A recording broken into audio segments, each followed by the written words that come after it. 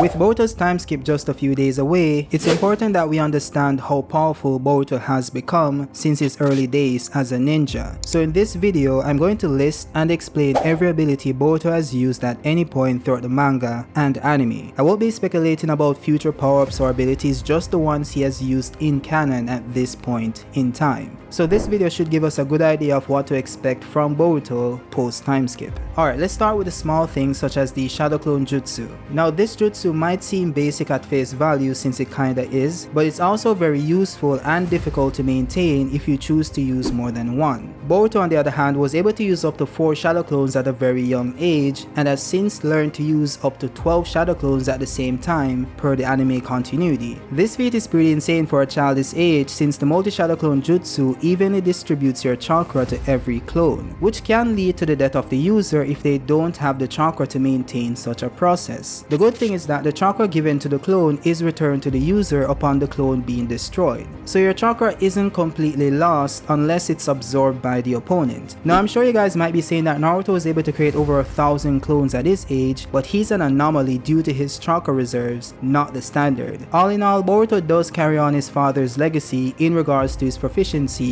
with using this jutsu. At number 2, we have the Gentle Fist. This technique is pretty much a form of hand-to-hand combat used by the members of the Hyuga clan. It allows them to inflict internal damage through attacking the body's chakra pathway system, which in turn injures the organs which are closely intertwined with the area of the network that has been struck. This is done by the user injecting a certain amount of their chakra into the victim's body, which causes severe damage even with the slightest tap. Now this technique can be enhanced by employing the benefits of the Byakugan, which allows the user to see the opponent's precise chakra points. Attacking these points increases the damage done to the opponent and can lead to them no longer being able to need chakra, thus not having the ability to perform ninjutsu temporarily. Boruto does have access to the most basic form of this technique since he doesn't have the Byakugan, thus not being able to see the opponent's chakra points. However, this might change in the future since Boruto now has access to Momoshiki's Byakugan and is confirmed to be able to see chakra points using the Jougan, but we'll get to that later on. Coming in at number 3, we have the Rasengan, which in its simplest form is just a spinning ball of chakra. However, this spinning or rotation adds to the insane power level of the technique. Confirmed to be superior to Sasuke's Chidori that was accidentally created by Kakashi after he failed to perform the Rasengan itself.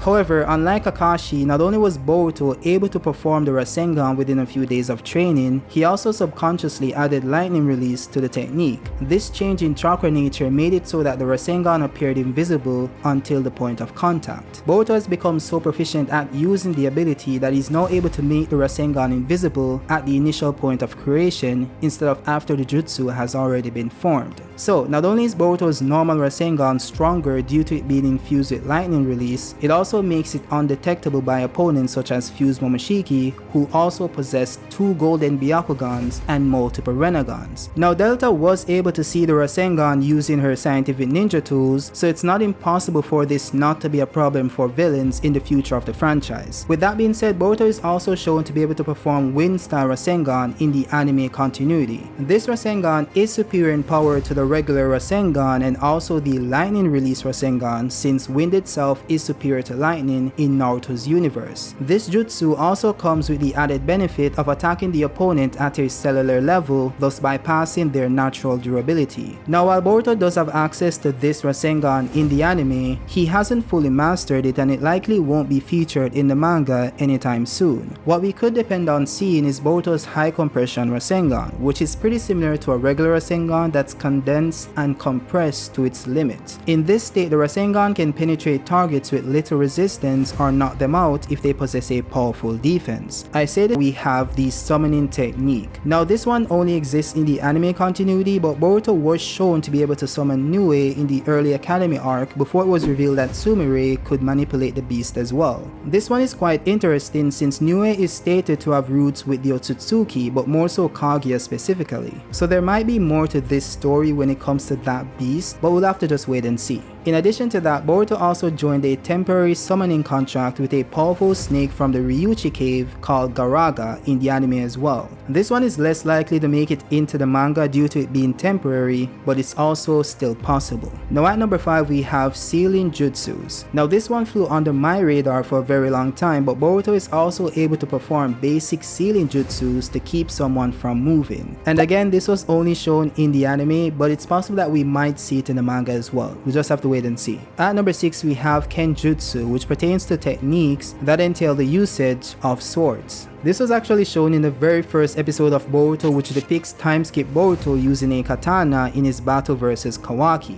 In addition to that, we have a much younger Boruto being proficient at using a chakra blade, which mimics the usage of an actual katana, along with using the other half of Chojiro's sword during the Hidden Mist arc. The groundwork has been set, so we can hope to see Boruto fitted with his katana in the early chapters of the time skip period. Coming in at number 7, we have lightning release thunderclap arrow. Now this technique allows the user to mold, then shape lightning natured chakra. They can then throw the lightning itself at their opponents as a projectile based attack. Boruto is very skilled at this technique since he's able to combine it with water release to electrocute his opponents, along with being able to coat his shurikens in lightning style and hurl them at his opponents as well. At number 8 we have wind style gale palm. Now this wind based technique allows the user to increase their velocity using air pressure, thus increasing the overall speed of the user area. Boruto is also able to apply this to his tools and shurikens similar to lightning release. Now there's another similar ability called Boruto Stream. This pretty much does what Gale Palm does, but to a greater degree. Instead of Boruto using the technique himself, he employs the help of his teammates or shadow clones to propel himself forwards at higher speeds. This technique can also be used to increase the speed of your allies as well, so it's a very versatile technique. Now at number 9 we have the water bullet technique, which is a highly versatile technique with many variations. After needing chakra in their stomach, the user expels a large quantity of water in the form of a powerful torrent aimed towards their intended target. This jutsu is used a lot by Boruto, especially in the anime, so we can expect to see this ability post time skip as well.